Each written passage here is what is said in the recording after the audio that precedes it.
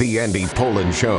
We got to go after this with everything we got, thinking they're going to come with everything they got. I'll start off by saying I'm bored, I'm broke, and I'm back. The Andy Poland Show on ESPN 630 starts right now. To quote Dan Snyder, who said way too many times over the years, well, we got ourselves a quarterback. Whether that was Jeff George, whether that was Donovan McNabb, whether that was Robert Griffin III, or even the last time he said it, Carson freaking Wentz. We'll see. They got a quarterback last night. They got a quarterback who they hope is going to buck a trend that goes back quite a ways. A trend of quarterback after quarterback after quarterback. Would you believe that Jayden Daniels, when he becomes the starter on week one, we hope, maybe not, but whatever it'll be a new starter, be the 41st different starting quarterback since Joe Theismann broke his leg 39 years ago? That's not good. That's not good at all. But we're off and running, and all the pre-draft speculation of, I don't know, they might take Drake May, and they might take J.J. McCarthy. We'll have to see. Could Caleb Williams possibly slip down to number 2? No, things, at least in the early going, went pretty much as expected. Williams number 1 to the Chicago Bears, and then Jayden Daniels to Washington. It was, though, 12 years ago today that this happened. With the second pick in the 2012 NFL Draft, the Washington Redskins select Robert Griffin III, quarterback, Baylor.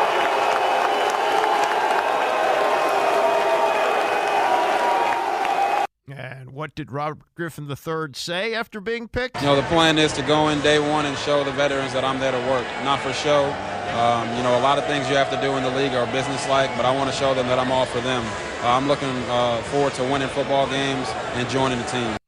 Not for show. Well, he was for show, and unfortunately it lasted just 1 year.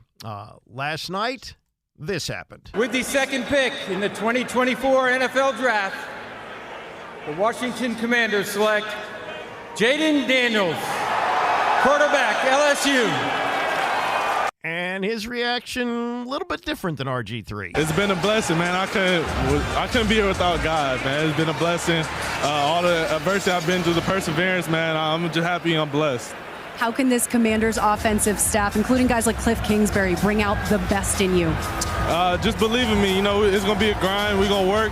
I'm a hard worker, man, so I can't wait. It's going to be a grind. We're going to work, and it's not going to be for show, we hope. He didn't say that, and we hope the show that played out over the last decade with Robert Griffin III won't play out the same way for Jayden Daniels, but you never know. And here are the numbers, and they're not good.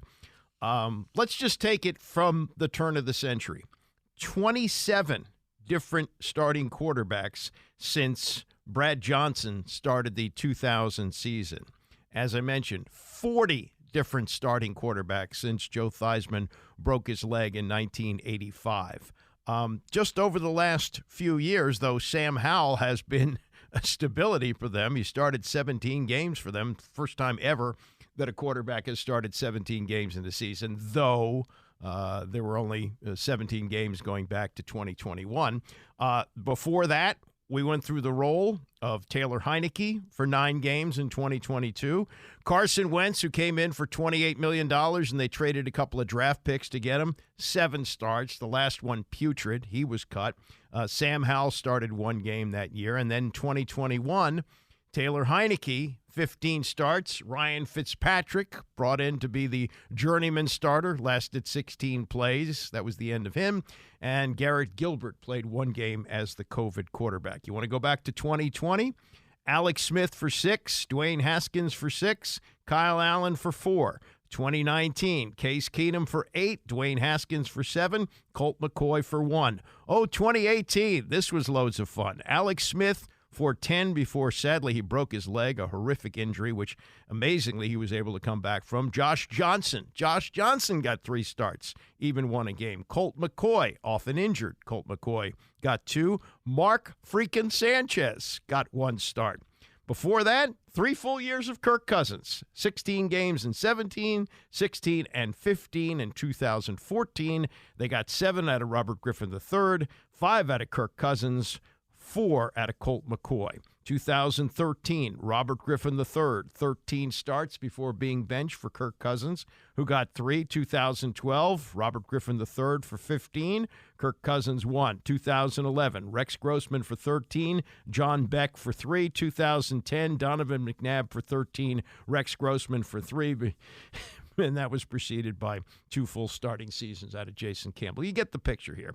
It's really been ugly. And you know, when you look at the history of quarterbacking in this town, it's been so long since we had that string that was broken by the, no pun intended, broken by the injury that Joe Theismann suffered. But there was a time in this town where you could make the case that the most famous person in town didn't live at 1600 Pennsylvania Avenue, but was the quarterback of the Washington Redskins. From 1964 to 1985, that's 22 seasons, we had Sonny, Billy, and Joe. That was pretty much it. And just to show you how few games they missed over the years, Dick Shiner made 1 start in 1965, Sonny's second year here. 1968, Jim Danowski made 2. And in 1975, Randy Johnson made 1, as Joe Theismann was 3rd string, believe it or not, that year. And it was, in fact, Randy Johnson who got the start when Billy Kilmer couldn't go. But over those years, 64 to 85, you knew who that starting quarterback was, and he was the most famous person in town. Sonny Jurgensen, Billy Kilmer, Joe Theismann. And since then, it's just been one quarterback after another for a variety of reasons, whether it was injury, whether it was benching. I mean, it just is remarkable when you look at the history of this team versus, say, the Green Bay Packers, who are on their 3rd different quarterback since Brett Favre took over in 1992. So the best thing you can hope for here is stability. Will it happen? Who knows? I mean, this is all sunshine and lollipops from last night. Everybody's happy. Everybody's high-fiving. Everybody's hugging it out with the commissioner. Oh, and by the way, there was some doubt whether the commissioner was going to be able to hug it out because he'd recently had back surgery. But at the end of a very, very slurpy interview from Mike Greenberg, where he must have thanked him 40 times for doing it when ESPN pays billions of dollars a year to the NFL. Just couldn't be more thrilled that the commissioner was willing to sit down with him before the draft. At the end of that, the commissioner, the hugging commissioner, put all those stories to rest about how the back surgery was going to prevent him from hugging it out, and he said he was ready to go. Whew. Thank God for that. Because, you know, for a guy, and somebody put this out on Twitter, said, who knew he had a spine? Well done. Nicely played. It's a bad look. It's just a terrible look on draft night. I know it's become tradition, but it's become ridiculous. And I remember when Trent Williams was drafted, he asked to be introduced as Trent Silverback Williams. Now, that's a long time ago. That's before George Floyd and the Black Lives Matter movement. But I remember Jim Vance, the late, great Jim Vance, the anchor, saying, that's not something you should do. And the commissioner just doesn't really seem to get it, doesn't seem to read the room very well. But thank God we had the hugging last night, so he hugged when Jayden Daniels came out. So then came the news conferences, and the obvious first question to Adam Peters, the general manager who made the pick, why Jayden Daniels? Why Jayden? Why not Jayden? Jayden, he's to us, he was special in every way, on the field, off the field. I talked to him a couple times, and I told him kind of what I told you guys the other day. Didn't really watch a lot of the quarterbacks hard during the season, being with the 49ers, and then I turned on Jayden for the first time here, and I couldn't believe it. I honestly couldn't believe how good he was. And saw him on TV, saw him on highlights and everything, but when you really study him as a quarterback, just as a quarterback, he's really, really good. And just the way he could process, the way he could see the field, go through reads, deliver on time, deliver with pressure in his face, take a hit and deliver a 3rd down pass to move the chains. he's the best deep ball thrower we thought in the draft, and that's even before you start watching him run. And the way he runs, he just kind of, we talk about it, just kind of takes your soul as a defense. You think you got him, and then all of a sudden he rips off a 40-yard run. And this is against the SEC. This isn't against some lower competition. This is against the best of the best. So for all those reasons on the field and off the field, I can't say enough about him. And we did a lot of work on all these guys. We did a lot of work on Jayden. And in terms of every single person we spoke to, it was just exemplary as a person, personal character, football character, his work ethic, his football intelligence, how much he cared, his leadership, how he is as a teammate. They were all exemplary. And we went back to high school. We went back to Arizona State and Herm Edwards, his personal quarterback coaches, his LSU, and all the staffers at LSU, Brian Kelly there. Every single person you would talk to, it was the same answer.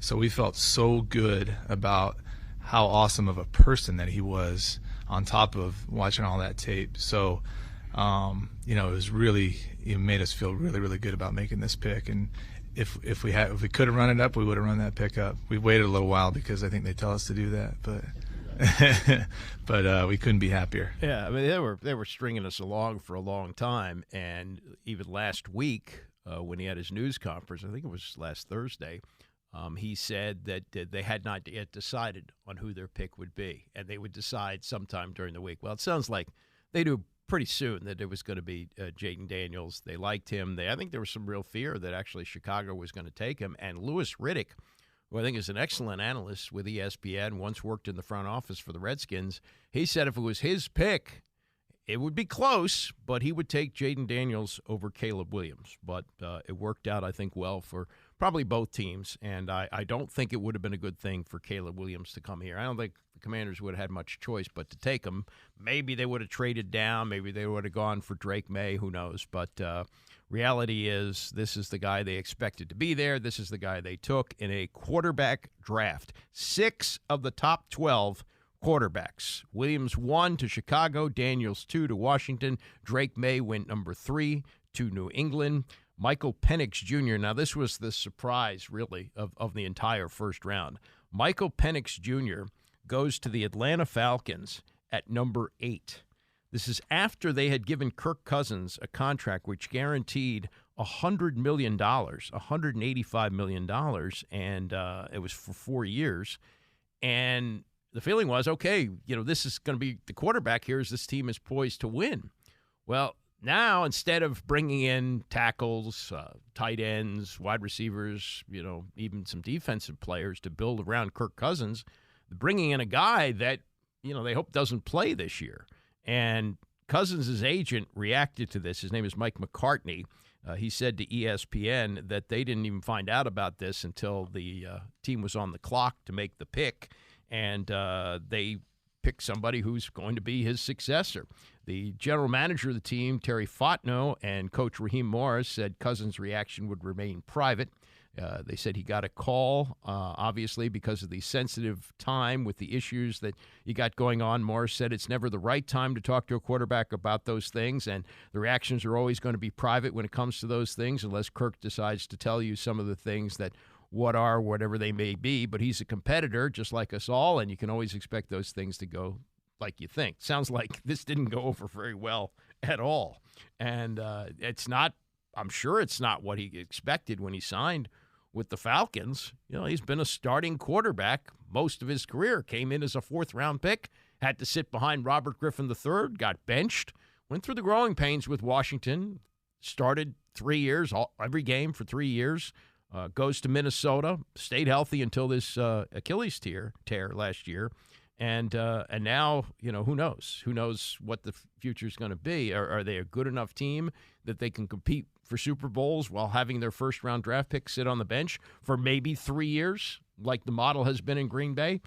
I don't know, but it does seem to be an odd pick at number 8. The other 2 quarterbacks going, J.J. McCarthy got down to number 10 at Minnesota. This was interesting because there's a lot of speculation they were going to try and trade up as high as maybe 3 to get McCarthy or get Drake May, and I think they were interested in Drake May more than McCarthy, but McCarthy falling down to them at 10, that's seen as a win for them. And Denver going for Bo Nix. Interesting. They obviously have a need at quarterback with the disaster that just happened with them, but that was a surprise. It was a first round of offense, by the way, in a big way. Now, the first 14 players that were taken were offensive players. Previously, the record was 7. The 8th pick in 2021 was Jayden Harris, or J.C. Horn, J.C. Horn went in the 8th pick in 2021. And there were 23 offensive players taken in the first round overall. That broke the record of 19, which had been set in 68, 04, and 09. So it's been 15 years since we had as many as 19, and last night we had 23 offensive players taken. 2 years ago, the first 5 picks were defensive players. No safeties or middle linebackers were taken in the first round. Only one interior defensive lineman. That was Byron Murphy, who went number 16 overall to the Seattle Seahawks. And there were 7 wideouts taken in the first round. So it's all about offense now in the NFL, and it's all about quarterbacks, as 6 of the first 12 were QBs from last night, and 23 offensive players in the first round, shattering the record that was set 3 times, most recently in 15 years ago when it was 19. So we'll see as time, as the draft unfolds tonight. I'm sure there'll be more defensive players taken, and Washington, going into this, they're loaded up. So we'll see if they keep all of them. They may trade down, could use them, the third rounders that they have, or maybe even a second rounder to move further up. But here's what they got. They got 2 second rounders tonight, 36 overall and 40. And also round 3 tonight, they have 3 of them, 67, 78, and 100. They don't have any fourth round picks, but they have 2 in the 5th round and 1 in the 7th round. So day 2 should be a lot more active for them as they made their pick, but like 8:20, and pretty much we're through for the night. Peters did say that they looked into moving back up in the first round, but were unable to make any kind of a deal. So we'll see what unfolds later today. All right, coming up, we will get to what Nick Saban said to Scott Van Pelt about Daniels, who he faced twice while coaching at Alabama. Brian Kelly, who coached him, his thoughts on Daniels, and more from Daniels and Adam Peters as we continue to, I don't want to say dissect, but kind of look back on what happened last night and what may be ahead with Jayden Daniels as the new quarterback in Washington. Stay with us. It's the Andy Pollin Show, ESPN 630. The Andy Pollin Show on ESPN 630, the sports capital. All right, we got Tony coming up at 11 o'clock, and I don't think he's going to go that deep into the draft. So in the next, hour and change, we will continue to go through the reaction from Ashburn last night, the reaction from Detroit, as Jayden Daniels talked about being a commander and putting to rest all those rumors that he didn't want to come here and he needed to go and be reunited with his old coach Antonio Pierce with the Raiders and yada, yada, yada. A lot of that stuff. It's all feel good now. It's all huggy, huggy, huggy. And whatever happened between the agent, who may have expressed some dissatisfaction about Jayden Daniels being part of that cattle call at Top Golf, and Daniels says he doesn't golf, but he said he shot, quote, pretty all right, and downplayed everything. So that storm has blown over, and looks like full steam ahead for they'll have a mini camp and then training camp and all that stuff. This was Nick Saban last night, who was part of the ESPN coverage. They had people everywhere. They even had Bill Belichick on the Pat McAfee stream. And he actually booked a guest, and it was Adam Peters, and we're going to play some of that in the next hour as well. But this was Nick Saban, who had faced Daniels twice, coaching at Alabama, as Daniels played at LSU the last 2 years. And here's his analysis of what he sees. And remember, Saban has spent most of his career coaching in college, but he was the defensive coordinator for Bill Belichick with the Cleveland Browns and spent 2 years coaching the Dolphins before he went to Alabama. So he's got a good handle on the pro game and obviously a great handle on the college game. And here's what he projects for Jayden Daniels after facing him. Well, first of all, he played in a pro-style type of offense, and the offense was sort of built around him. The one thing that he does well that people don't maybe give him enough credit for, he has improved dramatically as a passer in the last 2 years and probably since he was at Arizona State. So this guy can throw the deep ball, and if there's anything he probably needs to do a little better, the game's going to speed up on him a little bit. He's going to have to get the ball out a little quicker, maybe at times. But the thing I like about him is he steps up in the pocket. So many of these college quarterbacks drift. They drift into the rush, so they create more problems for themselves than really in helping themselves. So he steps up in the pocket, and if it's open, he's taken off. You're going to have to defend this guy like Lamar Jackson because he is fast. Now, the only thing about that is he's going to have to work on his size and strength a little bit so he has the durability to be able to play that way. But when this guy takes off, he can actually outrun angles on defense like nobody's business. So this guy is Randall Cunningham type of runner, but a really, really good passer. Don't underestimate this guy as a passer. He's accurate. He can throw the long ball. I think he's got a good feel for the passing game. He gets the ball in the right place at the right time. You know who else stepped up in the pocket really well? Tom Brady. I'm not saying he's going to be Tom Brady, but that was his game.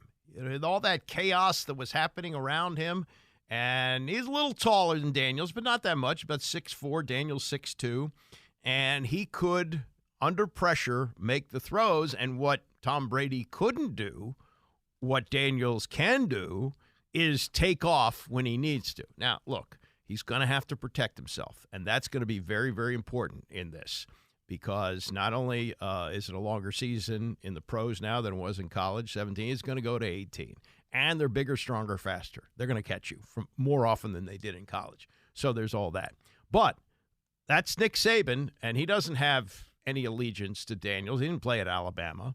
So I think that's really good analysis. Yes, he's a great runner, but he's very smart as a passer, and stepping up in the pocket to make plays, that's a big part of the pro game. And he called it a pro-style offense, which I thought was interesting. The coach at LSU his last 2 years, Brian Kelly. Now, if you were listening last couple of weeks, we had Mel Kiper on, and Mel said that Daniel's mother called him last year, before last year's draft, after he played one pretty good season at LSU and 3 pretty good seasons at Arizona State, and the mother was interested in where he might go. And Mel said, well, probably 4th round, maybe late 3rd. And he, I think, told her it'd probably be a good idea for him to go back for his last year of eligibility at LSU, which worked out very, very well as he completed 72% of his passes, 3,800 yards, 40 touchdowns, and 4 interceptions. Wow. I mean, you just think about balls that get tipped. 4 interceptions the whole year, and ran for 1,100 yards and 10 touchdowns. You know, the Robert Griffin III year in Washington, he ran for 850. He threw 20 touchdown passes and 5 interceptions. I think he threw for over 3,000 yards, if I'm not mistaken. And that's in a 16-game schedule.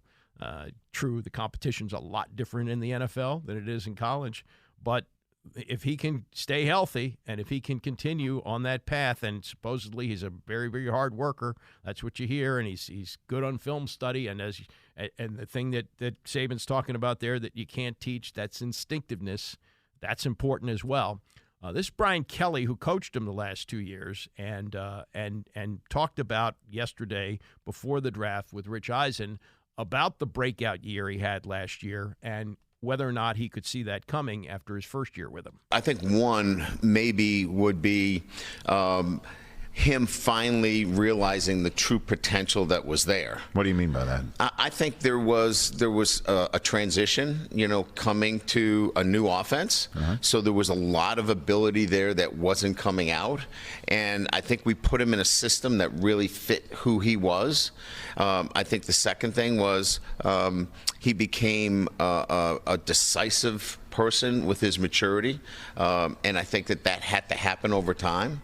And I think the third thing is that he finally went to work on a lot of the weaknesses that he had. He came in first person in the building at 5:30 in the morning and the last person to leave. So there was development. I think there was confidence. And I think that there was a lot of talent there that just needed to open up. And I think that comes sometimes with just maturity. So how is this going to translate to the next level? Oh, I think it just continues to grow. I think he is a unique talent. I've seen so many over 33 years of being a head football coach that, the things that he has done on the field, just a couple of examples. I mean, he's thrown a total of 20 interceptions, over 1,400 attempts. I mean, that's like one every couple of games. I mean, that's over 5 years. And he's just so good with the football. He's so careful with what he does and so thoughtful, but yet can be one of the most accurate throwers off platform, getting out of the pocket, and the best deep ball thrower. So he can make the big plays, but yet he's not sloppy with the football. So there's some real high markers there that for me as a football coach, when I watch quarterbacks and have been with quarterbacks, he really checks a box for me. Okay, so that's an endorsement. You're going to get that, obviously. That's his college coach. But the numbers don't lie. 20 interceptions over his entire career. 4 of them last year, along with 40 touchdowns. Accuracy, stepping up in the pocket, and, of course, blazing speed and being able to run. And the comp is Lamar Jackson. Now, remember, prior to this year, the last 2 years, Jackson missed the end of the season because of injury. So that's going to be the big thing to watch on him is injuries. Can he stay healthy? Can he avoid the big hit? And can he adapt to the pro game? That's always a big if. As good as these guys are in college, sometimes the leap is too much for them. But everything you hear from people like that. And you know what else I like? The fact that he played 5 years. Because I go back to the Bill Parcells theory on quarterbacks. He said, don't take one unless he started 23 games. There have been, like Mark Sanchez, when he played his one full season at USC and came out, Pete Carroll said he's not ready. He was fortunate enough to go to the New York Jets that had a great defense, and he got his team to the AFC Championship game twice. But that was because of the defense. If he'd have gone to another team, he might have not even established himself as a starter at all. And he needed more experience. And Pete Carroll, who had already been to the pros before, had coached the Jets, had coached the Patriots, he knew what the leap was going to be like. And I remember hearing people say about Mark Sanchez, oh, he's presidential. He's ready for this. Yeah, he spent some time on the bench behind Matt Leinart, but you got to play. And the fact that Daniels has played as much as he has, I think that's a big plus. The running part of it, again, you keep your fingers crossed, but Adam Peters did his research, and this is what he says about Jayden Daniels as a runner. One, he has great speed and great acceleration, but he's also a really, really instinctive, talented runner. And the way I would describe it is slashing. So, one, he's very decisive when he runs, and you have to be decisive in this league especially, but SEC too, but this league especially, because if you're indecisive, these guys are big and fast, and they're going to get on you, and they're also 255 pounds, and they still run as fast as you. So what he does, he's very decisive, and he slashes. So he's never breaking down. He's never breaking stride. He's attacking edges. And if you watch the tape, there's defenders that think they have him a great angle on him, and then next thing you know, he's gone because he's never slowing down and he's attacking edges. So I think you can teach that, but a lot of it's instinct and also just he is really fast. He's going to run over 21 miles an hour, which is as fast as quarterbacks get, really. That and maybe Justin Fields and Lamar. Those are the guys that run that fast. So I think it's a combination of his speed and his talent, his instinct, and really his toughness, and just he's got it all. What I didn't hear was the word slide, and that's going to be something to look at too, because Robert Griffin III had that too. He claims he still has world-class speed. He likes to run against race cars and horses and stuff like that, but his downfall was his inability to slide. That was a real problem for him. And he couldn't protect himself and didn't really try. I mean, he was a little reckless out there. So the thing that he's got to learn, and I think Kingsbury's going to teach it to him, But that's very important, is the ability to protect himself, and that we don't know about. And what Peter says is 100% right. They're bigger, stronger, faster. You got guys who are a lot bigger than he is and close to being as fast as he is. And if they got angles on him, they're going to bring him down. So he's got to be able to protect himself. This was Daniels asked to describe himself. A competitor, a leader, but somebody that just wants to win at all costs. And help the team win no matter what, because it's team first always. So I'm excited. Okay. And as far as the weapons that he has, this is, all these guys, even though they play in different parts of the country, and Daniels is from California, went to Arizona State. Jahan Dotson is somebody that he knows, and that's an Eastern guy. That's a guy who grew up in Pennsylvania and played at Penn State. So a little bit of familiarity there will be helpful, I guess. And this is Daniels on what he saw from the teammates he's going to have. I know Jahan previously. We're kind of around the same age. Obviously, what Terry has done at the next level, you got a great running back in Brian Robinson. Austin Eckler. Those guys are very explosive players. New additions with Zach Ertz. I'm just happy to come in and learn how to be a pro. I'm excited to get to work. I'm excited to meet my new teammates. Learn how to be a pro. That's the big thing. That's the jump that he's got to make, learn how to be a pro. Another quarterback note from last night. It's interesting that San Diego, I'll probably never be able to totally shake that. The Chargers, who were picking at 5, did have the opportunity to take J.J. McCarthy, who their new head coach, Jim Harbaugh, says is the best quarterback in the history of Michigan, and they didn't take him. Now, the Giants had done a lot of work on McCarthy, and McCarthy, in going through his interviews that he did the last couple of days, said that the team that he seemed to sense spent the most time on him and were most interested in him were the Giants. Giants probably could have made an easy trade up from, what were they, number 6? Yeah, just one spot. They could have gone up one spot to number 6 and taken J.J. McCarthy. But instead, the Chargers took Joe Alt, who's the best offensive lineman in the draft, 6'8" tackle from Notre Dame. Everybody knew he was going to go in the top 10, and he's going to be there to protect Justin Herbert. They probably could have gotten him if they swapped down, but the Giants, with the ability to take J.J. McCarthy at 6, or even Michael Penix or Bo Nix, elected to take Malik Neighbors. So that was interesting. A wide receiver from LSU, second wide receiver off the board after Marvin Harrison went number 4. And then Tennessee went with another offensive tackle, J.C. Latham, another monster from Alabama. He's like 340, something like that.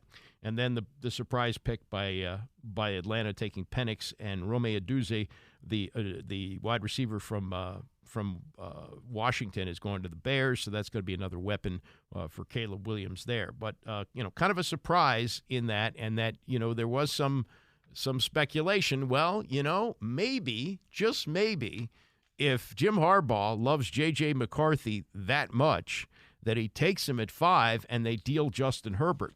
But as reported by Adam Schefter last night, in the weeks going up to the draft, the Chargers got trade inquiries from a couple of teams, one of them New England and one of them Minnesota, and it just never got off the ground. They were not interested in trading him. One of the problems for the Chargers is they would have to take a $63 million salary cap hit if they traded him.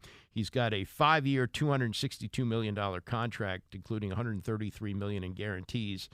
So they probably were a little squeamish about the money, too, and the unknown about J.J. McCarthy. As much as Harbaugh loves him, he may not turn out to be all that, and they're looking to build around Justin Herbert with a long-term commitment there. So that's the way it worked out. As it happened, neither of those teams were able to move up to get Drake May, as he went number 3 to the New England Patriots. The Vikings take J.J. McCarthy after trading with the Jets to move up to that 10 spot. So that's some more draft yak. We'll get back to much more of that in the 10 o'clock hour. But Darrell Green's 28 is going to be retired sometime next season. We don't have the schedule yet, so we don't know which game it'll be, but that becomes only the 5th number in franchise history to be retired. And the way they did it and broke the news to him was really, really cool. I'll talk about that. Plus, you'll hear some of the conversation that Green had with John Keim about being the fifth member of the organization. I clutched there because do you call them the Redskins, do you call them the Washington football team, or do you call them the Commanders? Well, he was only a Redskin. He was not a Washington football team, and he was not a Commander. But as a Redskin, he played 20 years. He's in the Hall of Fame and is regarded as one of the best players in franchise history. And we'll get to that story as we continue. It's the Andy Pollin Show, ESPN 630. The Andy Pollin Show on ESPN 630, the sports capital. There you got Tony coming up at 11 o'clock today. Retiring numbers in the NFL becomes a dicey proposition because you have 53 players on the roster. You're bringing 90 guys to training camp. You have great players who switch teams more so now than ever. And in some cases, well, I mean, you saw what happened with the Jets, but Aaron Rodgers did the right thing, took his college number 8 instead of the 12 that he'd worn all those years with the Packers because Joe Namath's number is retired.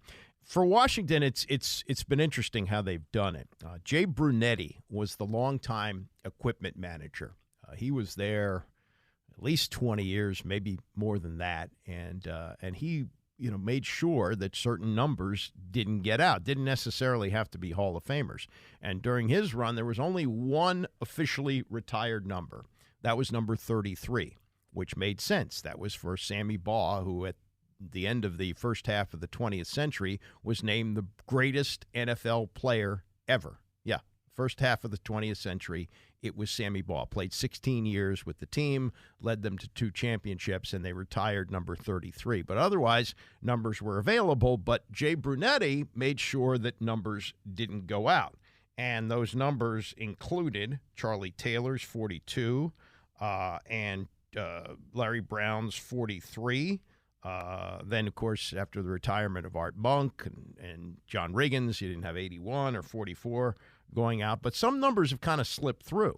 And in the past few years, they have retired numbers. Bobby Mitchell's 49. That was the right thing to do, but the way they treated him was disgusting. When Steve Spurrier came in, and first he didn't even care about the number, so he gave Danny Werfel number 7, which was Theismann's number. Even worse, Shane Matthews got 9, which was Jurgensen's number. They came out for off-season workouts wearing those numbers. People went, whoa, whoa, whoa, whoa, whoa.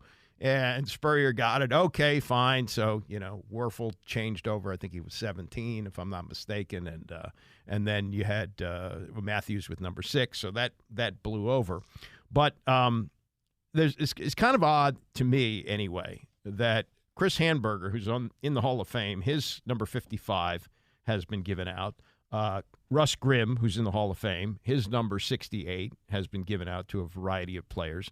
They have kept Larry Brown's 43 retired. He's not in the Hall of Fame, may not make it, probably won't. Joe Theismann, his 7 stayed retired until Dwayne Haskins decided he should have it, and they kind of embarrassed Joe into letting him do that. Not that it was his call necessarily. And then you have the Riggins and Monk, which haven't been given out, and they're both Hall of Famers, and I think there should be plans to do that. The other numbers that are retired, besides Mitchell and Taylor, Sean Taylor, Sonny Jurgensen, whose number was retired season before last, or was it last year? No, it was season before last.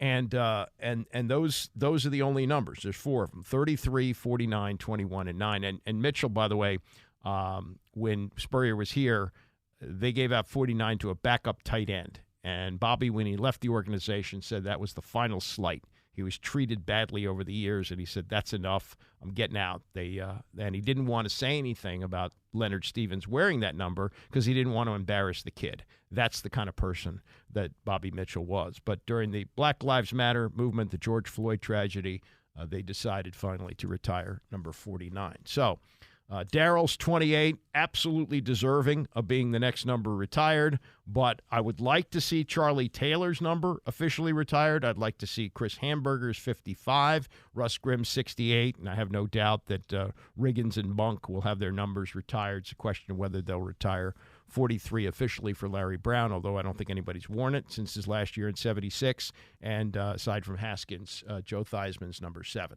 So this was Green yesterday, and the way they broke it to him was really cool.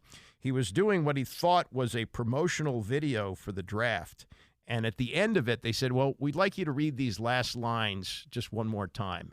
And he reads, and it says, the highest honor for a player is to have his number retired. And the next number is 28. And then he just lost it. Oh, my God. And then his family came in, his grandchildren, his wife, his daughter, his son, and then some of his ex-teammates, including Doug Williams wearing number 28, Mitch Rales, one of the owners, wearing 28. It was really well done. It's up online. You can watch it. It was great. So this was yesterday. Darrell Green talking to John Keim about the honor of having 28 retired. It means a ton to me. Now that it's here, I never thought about this, never dreamed about it, never asked about it, whatever. But when it was spoken to me, it like blew me away. It caught me. It touched something down on the inside of me that I didn't know was there. So no, I'm very humbled by this, but this is huge. This is a big deal, and I'm grateful for that. And I'm that guy that played the whole career here. Wasn't chasing the money and stuff, and it just kind of in many ways it just validated, man. I made the right decision. This city, of course, my wife is from here. Everything was right. I made the right decision, and we lived the right way, and we were with the right people and the right team. And I'm really excited about this for myself, and I'm excited about the future for both the team and, more importantly, in my opinion, the city, where we can begin to be again to our community. That's important to me. Always has been. So did Josh tell you about the honor here? Yeah, so Josh, so I work with all of them, Josh, Mitch, Magic, everybody, Mark, everybody was involved in this. So this wasn't in a vacuum. That kind of excited me too, because this wasn't somebody just threw this, hey, do that. These guys were soberly involved in this. All of them were listening to their comments and back, my communications with me. They really meant it. They meant it, and I was. That's what got me, man, because that isn't, hasn't been my experience. That hasn't been my experience, and he played under the ownership of Dan Snyder for his last 4 years, I guess, and he managed to plow through it, but it wasn't good. Snyder never treated him well because it wasn't a player that Snyder acquired. He liked his new toys. He liked Dion. He liked Jeff George. Darrell had been here. Darrell was the elder statesman. He had 2 Super Bowl rings. He had great respect. He didn't get it from Snyder. In fact, I know that there was a meeting that Snyder had with some players he thought were team leaders, didn't invite Darrell. So it wasn't good, and after he retired in 2002, he really hasn't had much contact with the organization. In fact, when he went in the Hall of Fame, he took his own group. It wasn't part of what the team put together for him. So he has embraced them, and they have been smart enough to embrace him, as he told Keim. They're what you would wish a owner would be. If I pinch them, they feel it. It hurts. They're human. They've got flesh. They're breathing. They have sensitivity. There's a human component to them. The guy's a gazillionaire, but that's not who he is. That represents what he's done and the rewards for that. I can say that he's a man. He's a dad. He's a husband. He's a friend, and I just think that to me that's all I need. That's all I'd ever ask for you. That's what we just talked about. Right. Just, you guys, you did your job, I did my job. Our jobs came together by us doing an interview together. But I saw you guys as humans, as friends. Right. So I think Josh, in the way I see him, I think that I'm glad for him and his family. I'm glad that he gets to lead this thing. I'm glad that I think he understands it. I know that it's important to him. and it's exciting. It's exciting. I'm happy for him. I'm pulling for him, but I can't leave out Mitch Rails. That's my guy. That's my guy. Josh haven't took me to dinner. Mitch has, so maybe Mitch put some food in the stomach.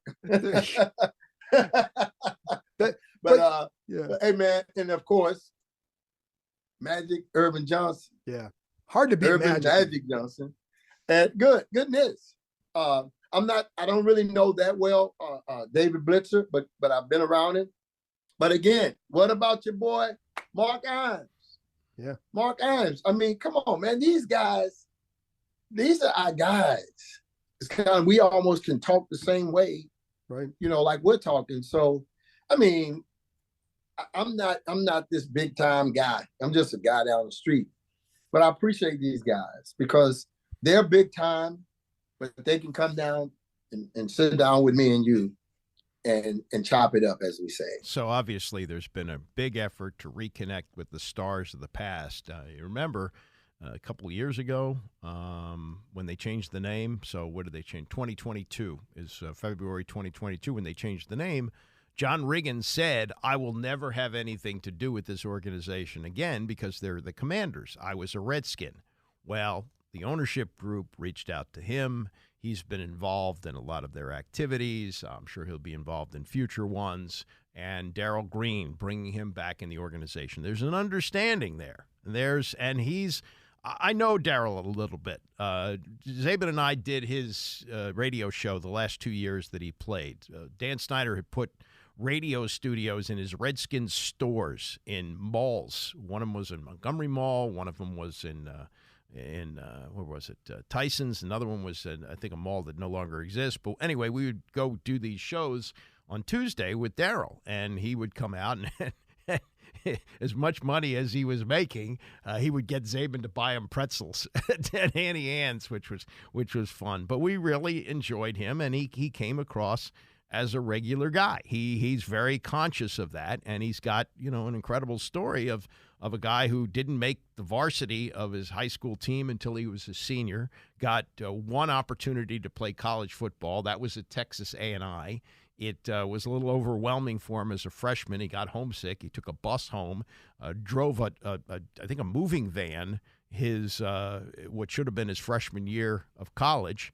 One of the coaches got to him, told him, you got to come back. He came back, and he played 4 years at Texas A&I and was the last pick of the first round of the draft in 1983, and the rest is history. 20 years with the team, 7 Pro Bowls. He had interceptions in 19 straight seasons, played in 295 games, most in franchise history, and at the age of 36, he made the Pro Bowl. And there are those... I mean, Darryl will tell you this, and maybe there's some truth to it, but there are those who say that he can still run a 4.4. He's 60. I think he's 2 years younger than I am, 63, something like that. He looks incredible, keeps himself in amazing shape, and a well-deserved honor as he will get his number retired, only the 5th in franchise history. They got to make it right, though, with Charlie Taylor. Got to get 42 retired. I think 55 for Hamburger and 68 for Russ Grimm. And then I know for sure that they'll retire John Riggins and Art Monk at some point. All right, next hour, much more reacts on the drafting last night of Jayden Daniels. A little look ahead to what they might be doing today. They got a bunch of picks. They got 2 of them in the second round, 3 in the third round as the draft moves on. It's the Andy Pollin Show, ESPN 630. Oh, what number would you like?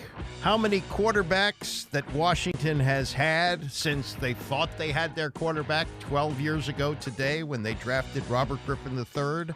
How about 13 of them since then? How about 27 since the start of the century?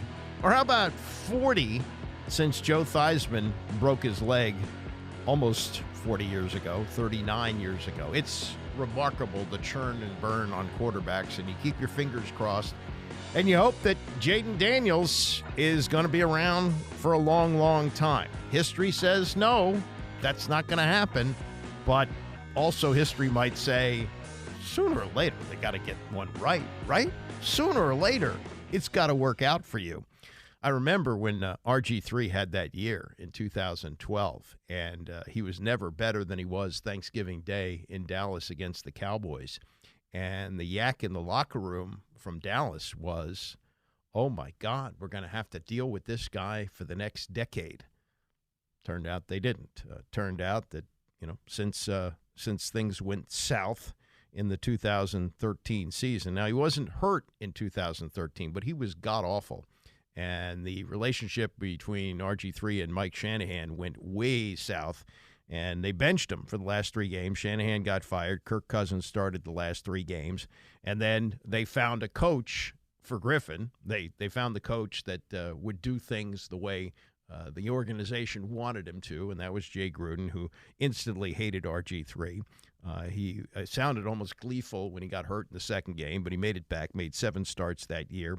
Cousins made 5. Cousins actually got got benched in that 2014 season. Colt McCoy started 4, and then began the 3-year run of Cousins starting every game from 2015 through 2017. But my God, since then, Alex Smith, 10 games before he broke his leg in 2018. Josh Johnson for 3, Colt McCoy for 2, Mark Sanchez for 1. 2019, Case Keenum for 8, Dwayne Haskins for 7, Colt McCoy for 1. 2020, Alex Smith for 6, Dwayne Haskins for 6, Kyle Allen for 4, which leads us to 2021 with Taylor Heineke with 15 starts. Ryan Fitzpatrick started the opener, got hurt, never played again. Garrett Gilbert started a game when Heineke had COVID. 2022, Heineke for 9. Carson Wentz, who was supposed to be the quarterback at least for that year and maybe moving forward for the next few, 7 games. Sam Howell won last year, 17 starts for Sam Howell, and now we turn the page. And it'll either be Marcus Mariota, which I think is in play, or it's going to be Jayden Daniels. And I think that's going to be an interesting organizational decision for a team that is owned by an owner who had the process in Philadelphia. And, one of the things that happened last night that is really eye-opening is that Michael Penix Jr. was drafted 8 by the Atlanta Falcons, and Kirk Cousins was just signed to a contract which guarantees him over $100 million. And it's a 4-year deal. And the assumption was he's their quarterback for a while, and they're going to build around him. Well, they spent their first-round pick on a player who may not play at all this year and may not play for a few years. Doesn't bode well for Cousins and probably doesn't really bode well for the Falcons, but that's maybe the new thinking here. So, don't be shocked and don't be disappointed. Don't be dismayed if Jayden Daniels doesn't start the opening game. That's going to be now the offseason story heading into training camp. What is your plan? Is your plan to get him ready as quickly as possible? It's a lot different than when they drafted RG3 in 2012 because you were coming off that ridiculous year of Rex Grossman and John Beck. And neither one of them, you didn't think you wanted to see any more of them, even though Grossman was still on the roster. So the goal was you traded up, you gave up all those picks, 2 first-rounders and a second-rounder to move up to the number 2 spot. You're going to take Griffin, you're going to play him, and he was very insecure. And he wanted to play. They made sure to name him the starting quarterback in rookie minicamp. I'm not so sure that's going to happen here with Jayden Daniels, and I'm not so sure that would be a bad thing if he doesn't start the first half of the season. I don't think it's necessarily panic. You've got a guy here in Mariota who started 12 games 2 years ago. So I think that's going to be something to keep an eye on. As for Daniels and all the speculation, and good for the organization for keeping it close to the vest, this has been the leakiest organization in sports. We really didn't know. I think after they took Caleb Williams, there was doubt in my mind that there could be 3 possibilities there. It could be Daniels, could be Drake May, it could be J.J. McCarthy. I didn't really know. But they took Daniels, and even Daniels himself said, hey, I really would not have been shocked if it wasn't me. No, I mean, it's other great candidates that were able to be the number 2 overall pick. So I'll never look at it like that.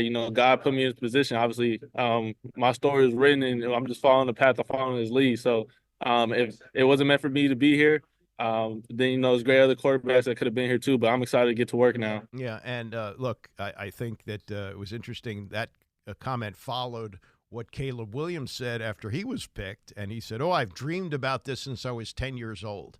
Who dreams at 10 of being the number 1 pick of the draft?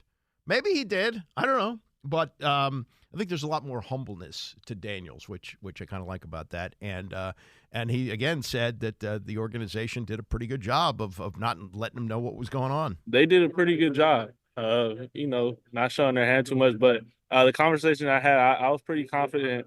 Basically off the conversation that we had, that I was able to come here and fit into the Commanders team. I'm here now. I can't wait to get to work. Now, the challenge of this, and this addresses what I've been just going through, all these names, all the churn and burn, and can we get back to the times of the 1960s through the mid-1980s when there was unbelievable stability at quarterback here? Almost anybody who's been a fan of this franchise knows from 1964 through 1985, there were 3 starting quarterbacks: Sonny Jurgensen, Billy Kilmer, and Joe Theismann. That's it. There were a handful of starts by others. In fact, I'll even give them to you for your old-timers here. Dick Shiner, 1 start, 1965, as a former Maryland quarterback. I don't know what Sonny's problem was that year. He had rib injuries in 1968, so Jim Danowski started 2.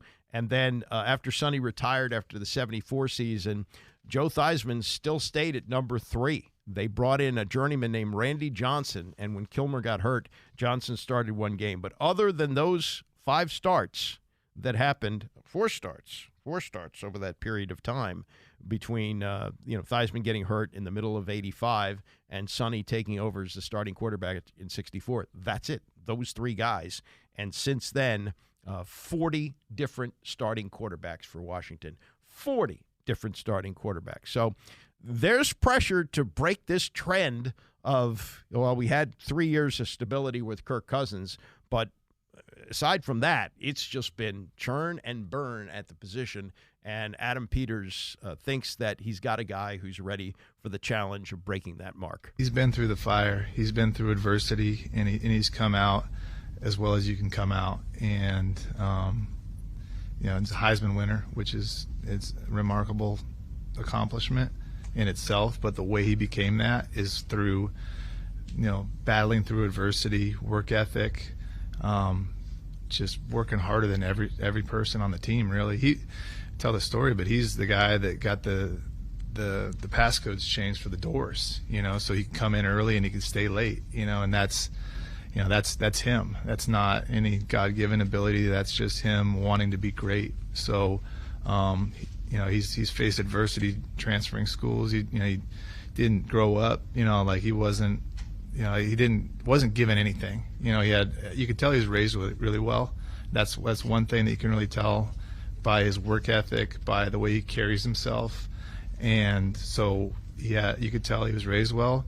But he wasn't handed anything. He earned everything he's got. That's good. Jim Rat, I think you want to hear that. I think you want somebody who has that kind of work ethic, and the fact that he's played 5 years in college, I think gives you a lot of maturity there. And again, going into last season, he was not going to be in this spot. He was going to be a 3rd or a 4th, probably more like a 4th round pick. And it was his mom. You heard Peters talk about his upbringing. His mom called Mel Kiper and said, "What do you think?" And Mel said, 4th round, maybe 3rd, might be best for him to go back to school. He did, won the Heisman Trophy, had an unbelievable year, both running and passing, and now he's ready for this. As far as the pressure of this, the pressure that he's facing now to be the guy, again, this is Peters on that. My message to him is just keep being himself, because that's what's gotten him here, and he's built to handle all this, and that's on and off the field. He's a very, very mature young man. He is a man. There's no doubt about it. That's what everybody assured me, is this is not a college kid, this is a man. And I heard that from Herm Edwards, Brian Kelly, and I believe it by the interactions we've had with him. So he's built for this. We have a great team around him that will help him. Nobody can do this on their own, and we're going to do a great job of surrounding him with whatever he needs to handle everything, but he can do it. He's built for this. Okay, we'll see. This is Barry Zerluga's column, front page of the Post today. Welcome to Washington, Jayden Daniels. All you need to do now is save the city's favorite franchise. Okay, So that kind of boils it down there. He writes, this should be an optimistic, exciting time for the Commanders, but there must be a reminder, especially around here, of the difficulties in projecting how talent will translate from college to the pros. Just 3 years ago, 5 quarterbacks went in the first round. Of those, only Trevor Lawrence, the first overall pick to Jacksonville, remains with his original team. Each selection is a complex equation with its own unique set of circumstances, but there's a cautionary tale wrapped up in what the other first-rounders brought with their teams in return. Zach Wilson, taken second behind Lawrence by the Jets, was traded with a 7th-round pick to the Denver Broncos, probably to serve as the backup to Bo Nix, who was taken with the 12th pick last night. San Francisco 49ers traded 3 first-round picks to move up to 3rd to take Trey Lance, who fractured his ankle in the second week of the second season and was dealt to the Cowboys for a 4th-round pick a year later. Justin Fields and Mac Jones played 3 years apiece for the Bears and Patriots, respectively. Before this draft, they were traded for 6th-round picks. The future of those franchises were wrapped up in those players. Just 3 seasons later, they returned pennies on the dollar. It's almost impossible to overstate how many careers hang in the balance based on the success or failure of this pick. Peters either has solved the most important position in North American sports for his franchise and can put his energy into acquiring the supporting players necessary, or he'll be looking for a replacement in the coming off seasons, which would set the entire operations back. So we've gone through the numbers. We know what's involved here. He likes him. He thinks he's his guy. And, Daniels, Mutual Admiration Society. AP, he's a dude. He's able to, coming from his lineage, obviously, he was with the 49ers recently. Obviously, what they do is tremendous. How they're competing, they're contenders. So I'm very confident in him that he can get this thing changed around.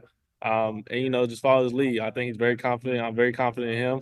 I'm excited to see what the future holds. All right, so we'll get into the whole Top Golf thing in just a moment. Let me shift over to the hockey for tonight, as we got Game 3 and the opportunity here for the Capitals to really put themselves in a much better position here. I mean, if they lose this, I'll give you the numbers here. They're pretty stark. It's only happened 4 times in NHL history that a team has come back from 3-0. The 1942 finals, when Toronto beat Detroit after being down 3-0. 1975, second round of the playoffs, Islanders down 3-0 to Pittsburgh, came back to win. 2010, it was again Pittsburgh Philadelphia over Boston in 2010 after being down 3-0, and the last time it happened was 2014 when the LA Kings were down 3-0 to San Jose, but they didn't win the cup. So this is going to be an opportunity here for them to be able to overcome what they're up against, overcome what would be an insurmountable, 3-0 lead. One of the things they have to do, and they've been talking about it throughout the series, is you can't let New York have power plays. Spencer Carberry says you got to stay out of the box. We have not done a good job of that. I can assure you of that, as you've watched. And since it's become a little bit of a special teams battle, what are the keys in handling that or getting it more 5-on-5? Discipline for sure. I think some of the penalties that we took, they're penalties, and they're not smart penalties. Like some of the instances, I didn't like the. Say what you want about the penalty and potentially embellishment, and I was watching. This is going on in the Toronto-Boston series as well. Like say what you want about the embellishment on Lafreniere, okay. But Marty can't put himself in that spot, especially shift after a goal. The game becomes 2-2, and he nudges him. And whether it's whatever you want to say about the call or the player that it happens on, it doesn't matter because you're putting yourself in a spot where they potentially call a penalty. Now we're going shorthanded, and we just tied the game. We just grabbed momentum in the game. So those are instances and situations, like I talked about post-game, where we have to be smarter. From a discipline standpoint, Dowder's penalty as well. I know what he's doing. He's trying to box out. His stick gets high, and they don't have a choice. They have to call a penalty there. So we can do a better job of trying to keep this thing at 5-on-5 and help ourselves. And then when we get into some special teams, we've we need to do a better job overall power play and penalty kill. Yeah, they got to score, too. They did get 2 power play goals in the last game, 0 for 4 in the first one, and gave up 2 power play goals in Game 2 to the Rangers. Charlie Lindgren, between the pipes, facing all this pressure, looking on the bright side of going home for Game 3 tonight. I think there's a lot of positives we can take from the last game. Obviously, being down 2-0, it's not where we want to be. But now we're back at home, back where we're comfortable, and like I said, playing in front of our unbelievable fans here. And I know we're excited for another chance at the Rangers tomorrow. How have you felt about how you played? I mean, I've felt, to be quite honest with you, I've felt pretty good out there. I've had no nerves at all the whole series. I think I've been seeing the puck really well. I think Game 1 there was a couple odd bounces, and even last game a couple bad bounces too. So obviously I feel honestly I feel really good. Obviously I got to cut down on, can't be letting in 4 goals. I know that, and so I'm doing everything in my power to make sure that I can put the team in a good spot. When we scored 3 goals last game, I think when we score 3 goals, we should win a hockey game, and so I take a lot of ownership. And I'm going to do everything I can do. Yeah, the magic number seems to be 3. You hold the Rangers to 3 or less, you got a shot. You give up 4, as they have in each of the first 2 games. Probably not going to happen with this team. They just don't score enough. And Alex Ovechkin didn't run away from it either yesterday. He's not himself, not playing well. That can shift. That can change. He could get a couple of goals, maybe even a hat trick tonight. You don't know.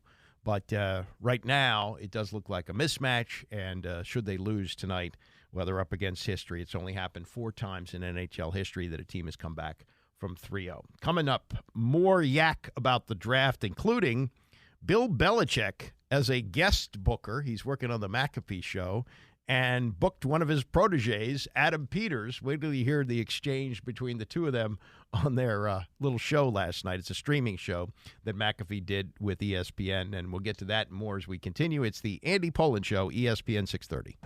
The Andy Pollin Show on ESPN 630, the sports capital. A number of picks for the Commanders in rounds 2 and 3 of the draft tonight, 5, which is like half the number of the shows covering the draft, not just the mainstream ones like on the NFL Network or the one that I watch with my friend Mel Kiper on ESPN, but there's an ABC show that's hosted by Reese Davis.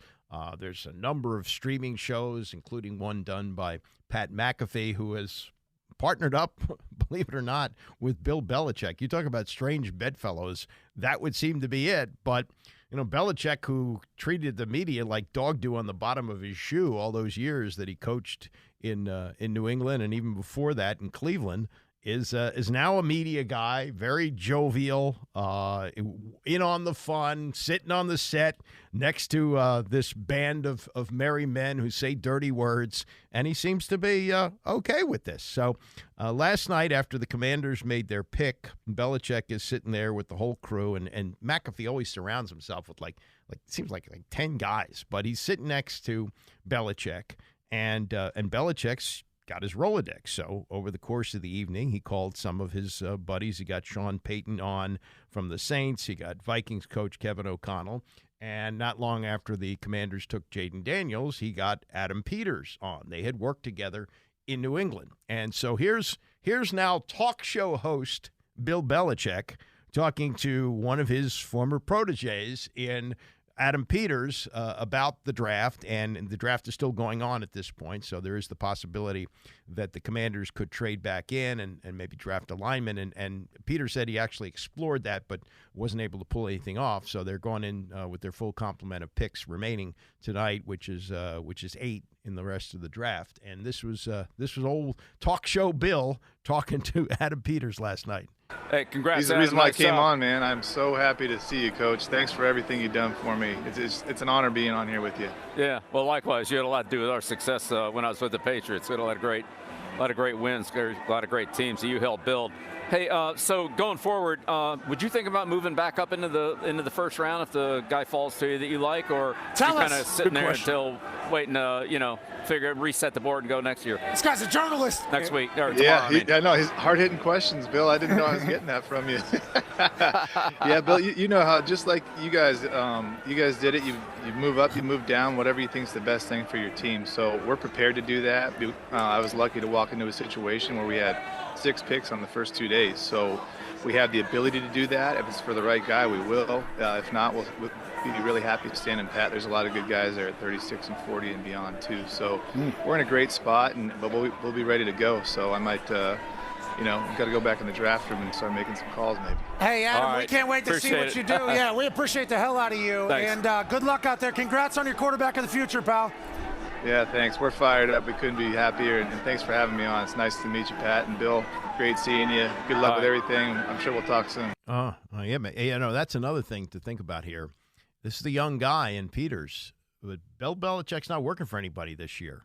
So people who have worked for him in the past are probably going to bend his ear a little bit about decisions that they want to make. And I don't see any reason why Belichick would have any issue doing that. I think that's a great resource for people who work with him in the past. Whatever you want to say about his teams post-Brady, the guy knows football. He knows football. And there was a story in USA Today about the Belichick appearance last night and some of the things he said and some of the insight he gave. And he was asked if all 6 of the quarterbacks taken, that 6 of the first 12 picks were quarterbacks.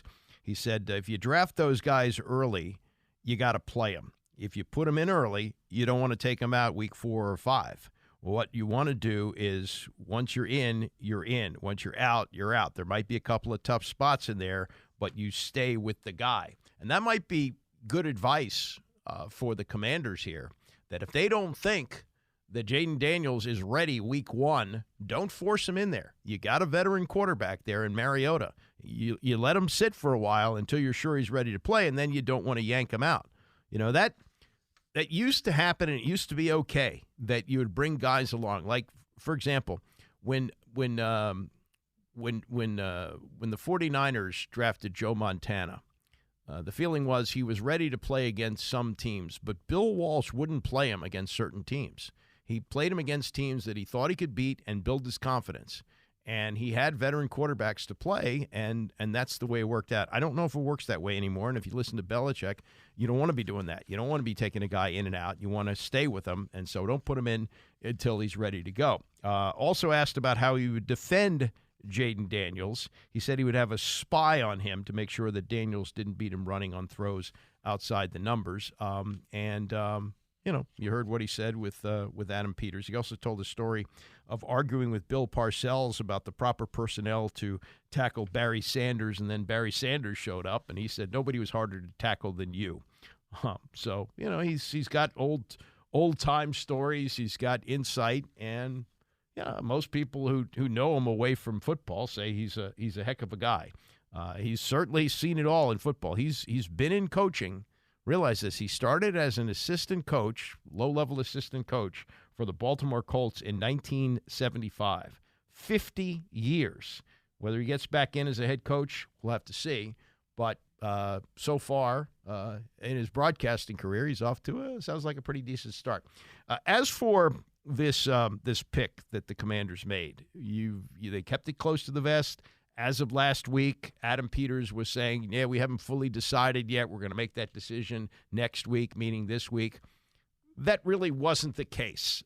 This is Peters on how it evolved that they took Jayden Daniels. Going through the whole process, I think, is important. And I think I said this last week, too. You don't want to make a decision until you have to. But because you never know what's going to happen. But that being said, we knew it was Jayden for a while, and it would have taken a lot for it to not be Jayden, personally, or just in reality. I mean, and it was the building. The whole building was, I would say unanimous on that one, and it's easy to see why. And that brings up the question about Cliff Kingsbury, because you heard about the Kingsbury system, and would he fit the system? Yes, he seemed to be the perfect quarterback for the system.